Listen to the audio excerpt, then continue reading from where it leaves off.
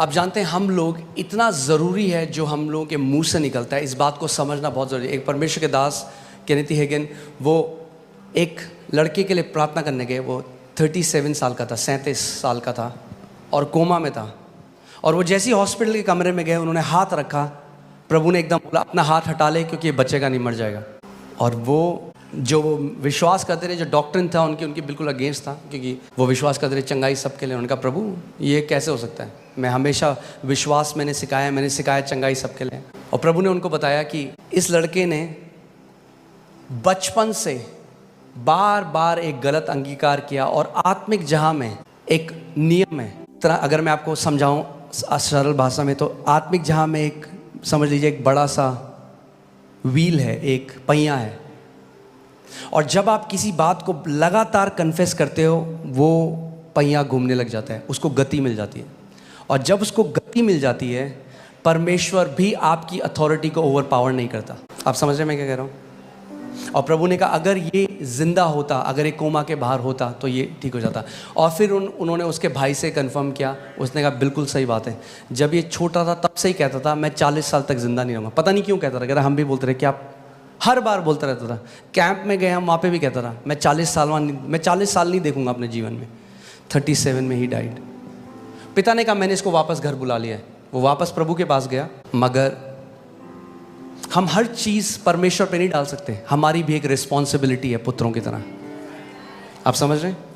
हमें अपने अधिकार को समझना है, अपनी जिम्मेदारी को समझना ज़रूरी है कि आपकी एक जिम्मेदारी है। नीति वचन 18:21 में लिखा है, जीव के वश में मृत्यु और जीवन दोनों होते हैं, और जो उसे काम में लाना जानता है वह उसका फल भोगेगा।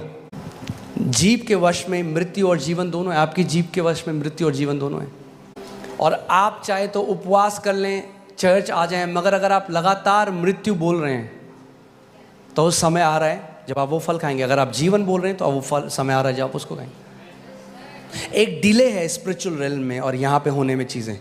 इसीलिए जो डोमिनियन है वो हमारी लाइफस्टाइल होनी चाहिए। एक बारी में नहीं होता। आपने देखा कोई व्यक्ति जिम जाए और एक दिन करे और अगले दिन आप देखो वो लगातार लाइफस्टाइल की तरह करना पड़ेगा। वैसे ही अधिकार भी है, आपको लगातार जीवन शैली बनानी पड़ेगी शासन अधिकार की। क्योंकि कई लोग इतना गलत बोलते आए हैं अपने मुंह से बार बार। आपको पता है दुष्ट आत्माएं वेट कर रही हैं कि आपके मुंह से गलत वर्ड निकले और वो उन वचनों को इस्तेमाल करें आपके विरोध में। आत्मिक जहां में जो लड़ाई होती है वो वर्ड्स से होती है। पता है आपको? ये जो जादू टोना करने वाले, तांत्रिक मंत्र तंत्र करने वाले क्या करते हैं? क्या बोल रहे हैं? वर्ड्स बोल रहे हैं, कर्स कर रहे हैं, श्राप दे रहे हैं। और उन शब्दों को दुष्ट आत्माएं लेती हैं और जाती हैं काम असाइनमेंट में। वैसे ही जब हम परमेश्वर के वचन को बोलते हैं तो स्वर्गदूत एक्टिवेट हो जाते हैं, उन वचनों को लेते हैं और वो असाइनमेंट में काम पे जाते हैं। मगर अगर आपका मुंह बंद है, यद्यपि जय आपका इनहेरिटेंस है, आपकी मिरास है, आप जय में नहीं जी सकते। और मैं आपको एक बात बताता हूं, ध्यान से सुनिएगा। अगर आप जय में जीना चाहते हैं, ब्लेम करना छोड़ दीजिए। सबसे पहली चीज़, मेरा जीवन ऐसा है क्योंकि मेरे पापा ने मेरे को ये नहीं किया, क्योंकि मेरी बहन ने, मुझे प्यार नहीं मिला। अरे अब तो मिल गया यीशु मसीह में प्यार, ख़त्म करो उस गाने को।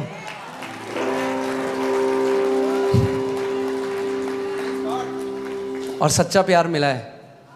रोमियो 5:5 में लिखा है, परमेश्वर ने पवित्र आत्मा के द्वारा प्रेम को, पिता के प्रेम को हमारे दिल में उंडेल दिया है। और अगर आप विक्टोरियस जीना चाहते हैं, जयवंत जीना चाहते हैं, आपको एक बेचारेपन की विक्टिम मेंटालिटी से बाहर आना पड़ेगा। कई लोग सेम स्टोरी बोल रहे हैं 40 साल से, उसने मेरे साथ ऐसा किया। और वो जब बोलते रहते हैं, दुष्ट आत्माएं बहुत खुश होती हैं, वाह बोलता रहे, तेरे को हम दबा के रखेंगे ज़िंदगी भर। मगर जिस दिन वो परमेश्वर के वचनों को बोलने लग जाएंगे, जिस दिन वो परमेश्वर के पुत्र के अधिकार को समझने लग जाएंगे, वो ट्रांसफॉर्मेशन अपने जीवन में होने देगी। आमीन। आपको पता है कितने मसीह लोगों की बात कर रहा हूँ मैं, जो प्रभु के बेटे और बेटियाँ हैं, वो टाइम से पहले चले गए। प्रभु ने उनको ले गया, उनका मुंह उनको ले गया। क्योंकि परमेश्वर आपकी फ्री विल को ओवरराइड नहीं करेगा। यही तो मैं कह रहा हूँ, परमेश्वर को कंट्रोल करना होता तो सबसे पहले आदम और ईव को कंट्रोल कर देता बगीचे में। परमेश्वर आपको कंट्रोल, आप मुंह से जो भी बोलेंगे परमेश्वर कंट्रोल नहीं करेगा, वो आपको लीड करेगा, कंट्रोल नहीं करेगा कभी भी। इसीलिए जितने परमेश्वर की आत्मा के चलें। और बताइए भाई साहब कैसे हैं? अरे क्या बताएं, सैलरी 15 तारीख को ख़त्म हो जाती है। अरे पूछा मैंने वो क्यों गा रहे हो अपने लैक का गाना सब जगह कि कमी घटी है? अरे बोलो मसीह में मैं आशीषित हूं। देखो क्या होगा, जितना कमी घटी बोलोगे उतना कमी घटी में जियोगे, जितना अबंडेंस बोलोगे उतना अबंडेंस में जियोगे, जितना चंगाई बोलोगे उतना चंगाई में जियोगे, जितना ब्लेसिंग बोलोगे उतना ब्लेसिंग में जियोगे। आमीन। अरे पास्टर बहुत बुरा टाइम आने वाला है, आपको पता है इलेक्शन आने वाले हैं। हमारी ब्लेसिंग किसी गवर्नमेंट से नहीं आती। बहुत सीरियस हो गए कुछ लोग। इब्राहिम और लूत उसका जो कजन था, लूत ने देखा हरी चराइयां, यहां है ब्लेसिंग।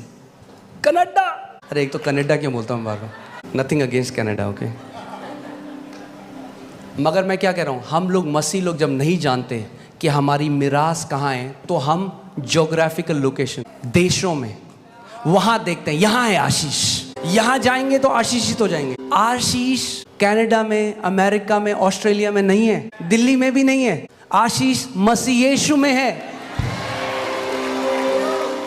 इफिसियों 1:3 लगाइएगा। परमेश्वर ने हमें सारी आत्मिक आशीष से आशीषित कर दिया है। कहां पे? मसीह यीशु में। कहां पे? कहां पे आशीष है? मसीह यीशु में। सो लॉत ने देखा, उसने देखा मेरी आशीष एक जगह में, और वहां गया और नाश हो गया। और इब्राहिम रेगिस्तान गया और वहां पे प्रॉस्पर करता चला गया। सो चाहे इलेक्शन का रिजल्ट कुछ भी हो, आप प्रॉस्पर करते रहेंगे यीशु के नाम में। आमीन। पीएम कोई भी हो, हमारा राजा यीशु मसीह है। आमीन। सो मैं आपको क्यों ये बात बता, कई बार लोग इस बात को समझते नहीं। वो कह रहे पास्टर हम प्रार्थना कर रहे हैं, क्यों नहीं आता, क्यों नहीं हमारे साथ होता, हम इतने लैक में। और आप 5 मिनट जब मैं उनकी बात सुनता हूँ ना, तो मैं इतना लैक सुनता हूँ उसमें, इतनी कमी घटी 5 मिनट में वो बोल देते हैं। मैं कहता हूँ क्या होगा घर पे अगर ये कितना बोलते होंगे, कमी घटी। और जो स्वर्गदूत आ भी रहे होंगे ना प्रोविजन लेके, और हमें लगता है अरे ये कोई ऐसे थोड़ा ना होता है, मैंने तो प्रार्थना कर दी। हम सोचते प्रार्थना ना एक जादू की छड़ी घुमाना जैसे। मैंने प्रभु को बोलते प्रभु हमारे लिए कर देना बस। नहीं, आपकी एक जिम्मेदारी, आप अपने मुंह से क्या निकालते हो एक बेटे की तरह। क्या आप परमेश्वर को अनुमति देते हो आपको ब्लेस करने के लिए? आप कहोगे ये कैसी बात हुई? यही तो बात हुई। परमेश्वर तो सबको ब्लेस करना चाह रहा है। अब मैं अगर आपको समझाऊं तो, अब अगर मैं इसको ऐसे कर दूं और फिर इसके ऊपर पानी डालूं तो भरेगी बोतल? कई लोग ऐसे ही हैं मसीह, ऐसे हो रखे हैं, झरने के नीचे हैं मगर भरे नहीं इतने साल से। क्यों? क्योंकि उल्टे बैठे हैं ऐसे। वो कह रहे हैं प्रभु क्यों नहीं हो रहा है कुछ, थोड़ा ढक्कन खोलो, झरने के नीचे हो। प्रभु ने सबको आशीष दे दी है, आपको लेना सीखना है। आमीन। नीति वचन 6:2 देखते हैं।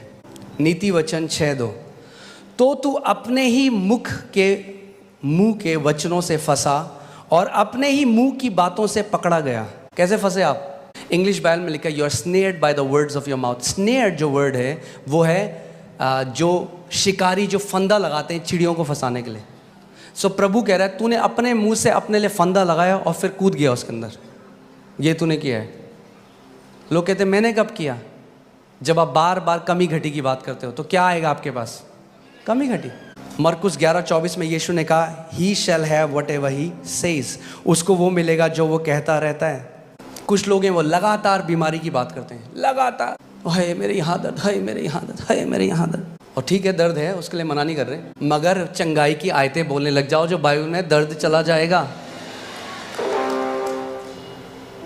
क्या परमेश्वर पक्षपाती है? वो भाई कहाँ हैं जो अभी कैंसर से ठीक हुए थे, जिनकी टेस्टमनी थी? कहाँ हैं? खड़े होंगे आप? या आपने उनकी टेस्टमनी सुनी? वो उन्होंने क्या किया? वो परमेश्वर के वचन की घोषणा करने लगे, कम्युनियन लेने लग गए। उन्होंने एक पुत्र की रिस्पॉन्सिबिलिटी को निभाया। क्या हुआ? कैंसर खत्म हो गया। जो परमेश्वर कैंसर ठीक कर सकता है वो आपका सर दर्द नहीं ठीक कर सकता, वो आपका पेट दर्द नहीं ठीक कर सकता, वो आपकी पीठ दर्द नहीं ठीक कर सकता, घुटनों का दर्द नहीं ठीक कर सकता, मगर मुंह को चेंज होना पड़ेगा पहले। आमीन। पुत्र की तरह हमें बोलना सीखना पड़ेगा, पुत्र की तरह बोलना सीखना पड़ेगा। आमीन। मैं ये नहीं कह रहा कि हम झूठ बोलें। अगर आप लैक में कोई बोले कहना अच्छी करोड़ों पड़े हैं अकाउंट में, मैं ये नहीं कह रहा वो करो, पर मैं कह रहा हूँ बार बार मत बोलो एक गाने को, आदत बन जाएगी आपकी बोलना सबको। कई लोग सबको बताते हैं मेरी सैलरी 20 तारीख को ख़त्म हो जाती है, और होता पता क्या है? फिर लोग आपकी इज्जत करना बंद कर देते हैं। तो कहेंगे फिर बार बार आके वही बोलता है। क्यों बता रहे हो? पूछ रहे हो आपसे? अपने कमरे में जाओ, वचन खोलो, खुदा को बताओ उसका वचन क्या कहता है। उसका वचन कहता है मुझे रिमाइंड करा, मुझे स्मरण दिला कि मैंने क्या कहा है। आमीन। मैं आपको बता रहा हूँ, जो आप कंटिन्यूअली कन्फेस करते हो वो आप खाने लग जाओगे। जो आप लगातार जिसकी घोषणा करते हो वो फल आप खाने लग जाओगे यीशु के नाम में। पुत्र होना है तो अपने मुंह को हमें देखना पड़ेगा। नीति वचन 18:21, जीव के वश में मृत्यु और जीवन दोनों होते हैं, और जो उसे काम में लाना जानता है वह उसका फल भोगेगा। जो उसको काम में लाना जानता है। अब हम बोलेंगे जीव को किसको काम में लाना नहीं आता? बहुतों को।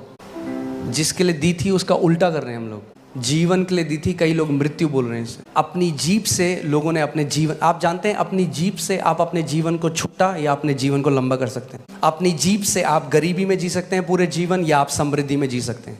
अपनी जीभ से आप बीमारी में जी सकते हैं, या अपनी जीभ से आप चंगाई में जी सकते हैं। अगर हम पुत्र हैं तो हमें किसकी नकल करनी है? अपने पिता की। इफिसियों 5:1 में लिखा है कि अपने पिता की नकल करो। हमारा पिता क्या करता है? उत्पत्ति 1 में जब हम देखते हैं, जब अंधकार था तो पिता ने क्या कहा? उसने कहा वो सौदर, वो इधर आओ जरा, कितना अंधकार है बड़ा अंधकार है भाई।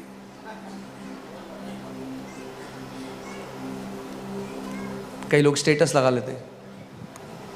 अब सारे रिश्तेदारों को बता दे आप कैसे, और सबको बता क्या करें, व्हाट्सएप स्टेटस लगा देते हैं। जब दिल टूटता है तो कोई अपना साथ नहीं देता।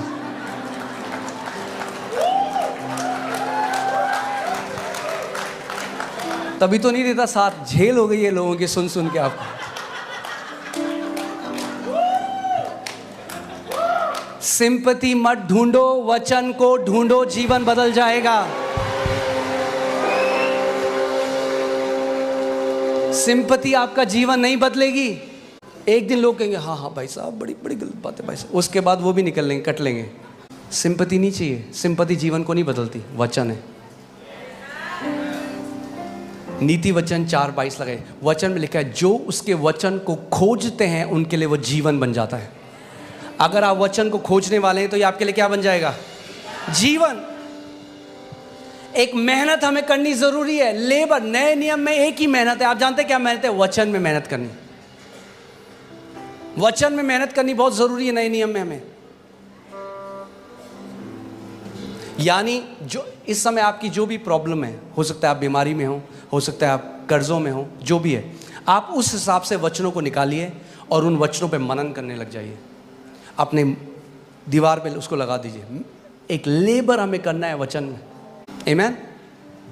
हमें देखिए, मैं आपको कुछ दिखाना चाहता हूँ, ध्यान से सुनिएगा इसको। रोमियो 8, जो परमेश्वर के पुत्र हैं उनके बारे में फ्यूचर में क्या होगा, बाइबल क्या कहती है, क्या है हमारा काम, क्या है? मसीह यीशु के आने से पहले आपको पता है पुत्रों का एक असाइनमेंट है। आप जानते हैं पृथ्वी में क्या हो रहा है? अर्थक्वेक्स आ रहे हैं, ये सारी चीजें हो रही है, पृथ्वी करा रही है, बाइबल बताती है।